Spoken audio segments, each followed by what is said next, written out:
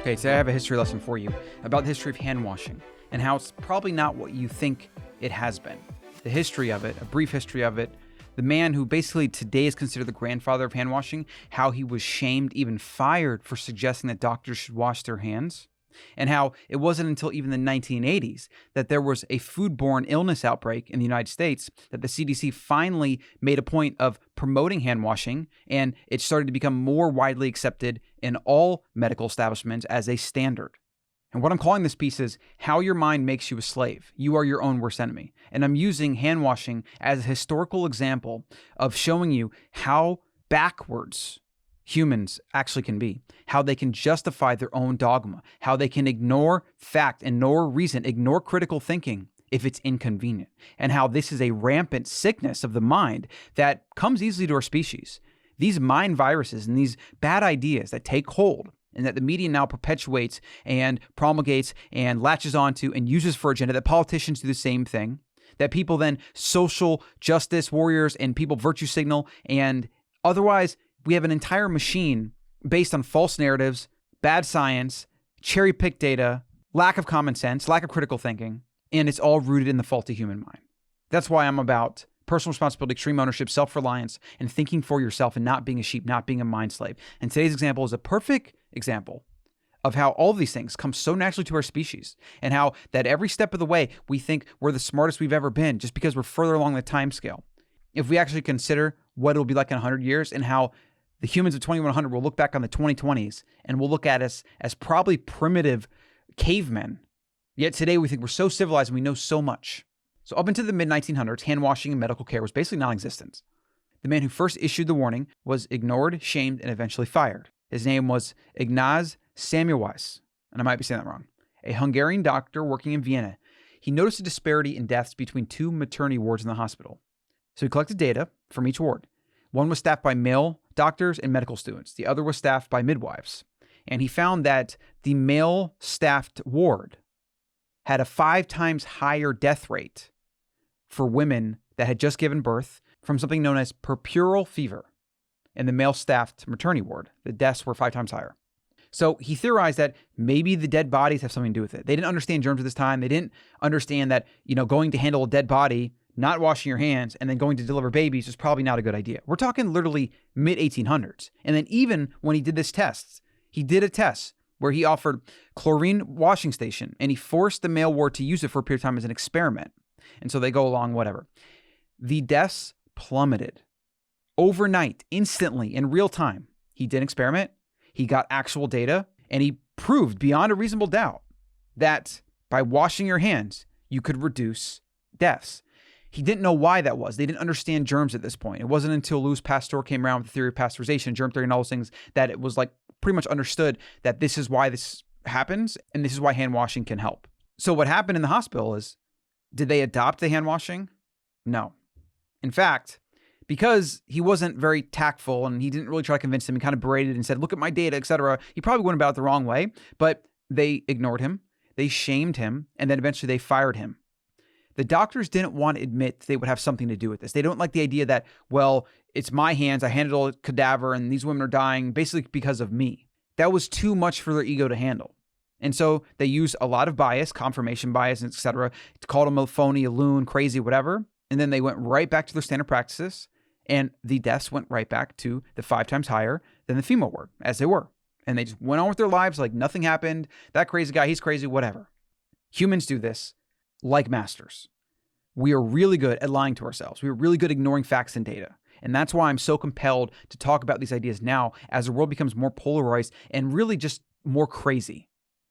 Because some people that don't try to challenge their beliefs, that don't try to seek truth, that don't use critical thinking or common sense, these people are having a large effect on our society. They're grabbing up power, cancel culture, they're shaming people into compliance, even if just disagreeing with the status quo is now a threat and you'll be attacked, and people are cowering. They don't want to go on their devices, and I understand they don't want to go on their devices and get hate. It's not fun. Nobody wants it. They don't want people attacking them, issuing them death threats, whatever.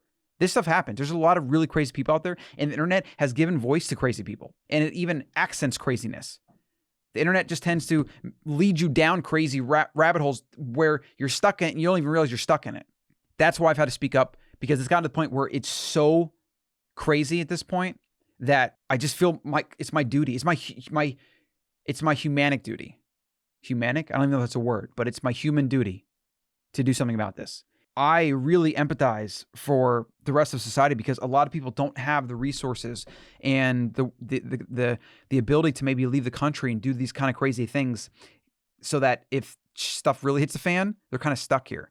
And that, like, I have this tug and pull because I could see myself moving my family out of the country, at least part-time maybe. I'm conflicted because I feel like I shouldn't just leave it to burn, right? And I'm not going to be able to change the crazy big things, but maybe I can have a small enough ripple effect and I can help bring enough awareness to enough people where they can protect themselves and prepare, maybe buy some crypto, maybe just be more aware, make sure they have a passport, things like that. If I can do that for even a small group of people, and then they have families, right? And maybe they pass on those ideas to someone else. We can all make a change this way. And then through pay it forward ripple effect type stuff, exponential growth, the way you can do through the internet, we can all make a change. So it's one of those things that I'm preparing for the worst, hoping for the best, and trying to arm myself and others to really fight back against a lot of these bad ideas that are at the core of the divisive, political, polarized world we're living in today.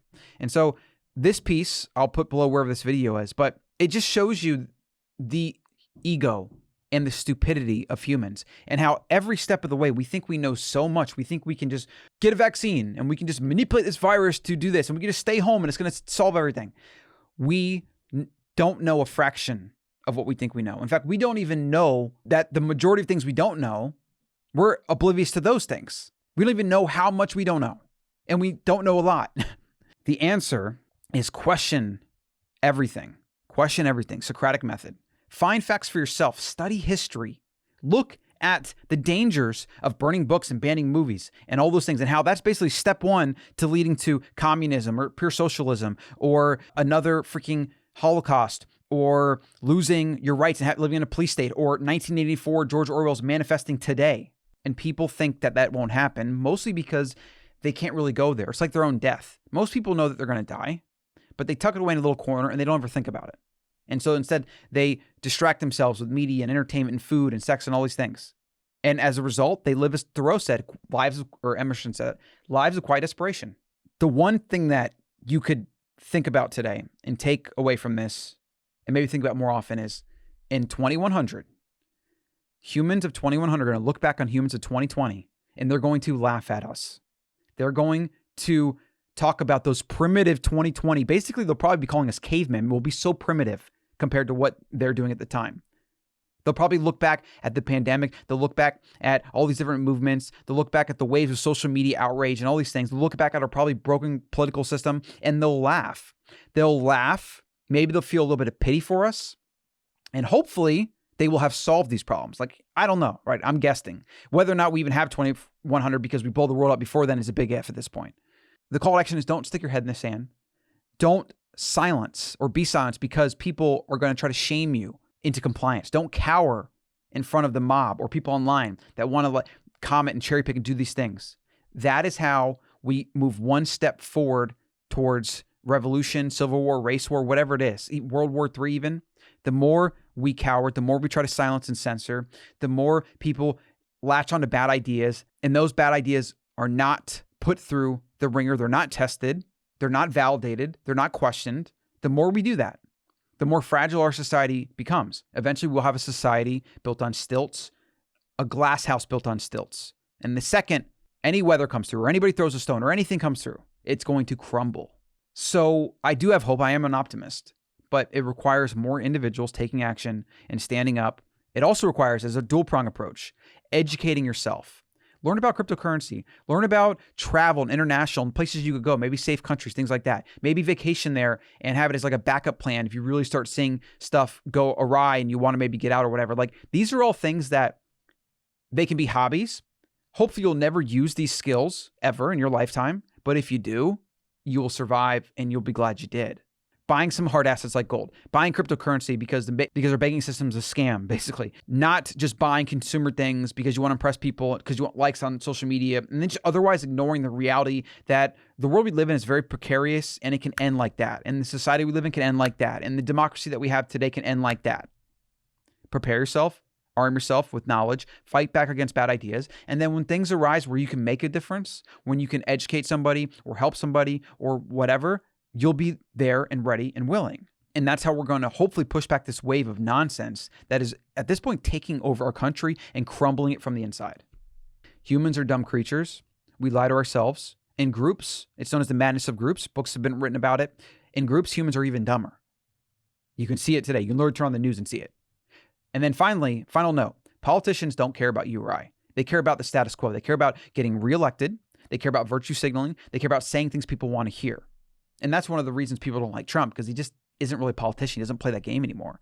And so whether you like him or hate him, at least he's, I assume, kind of telling the truth, or at least being kind of true to himself. I don't know how deep it goes or how honest he's being. I don't really pay that much attention to that. But we need less politicians, and we need more honest, truthful people that focus on the reality that, yes, we have problems. Yes, we need solutions. Let's go there. Let's stop just yelling at each other. Politicians, especially career ones, they want power. They want control. They care about their citizens last, if at all. And there might be some good ones, but generally you see that people that go into politics want power. We literally elect people that become career politicians when they're the last people that should be politicians representing the people. Topic for another day, I know. But, today is just hand washing as a way to show how stupid humans really can be, and as a way to look back on our past, our recent past, not 5,000 years ago. We're talking literally not even to the 80s until hand washing became like a very, very big thing. And even today, the numbers are something like hundreds of thousands of people die every year in medical from the lack of medical hand washing by infections caught in hospitals. But nobody's talking about that, right? Doesn't fit the narrative. It doesn't fit the agenda. It doesn't fit the certain political or media agenda, right?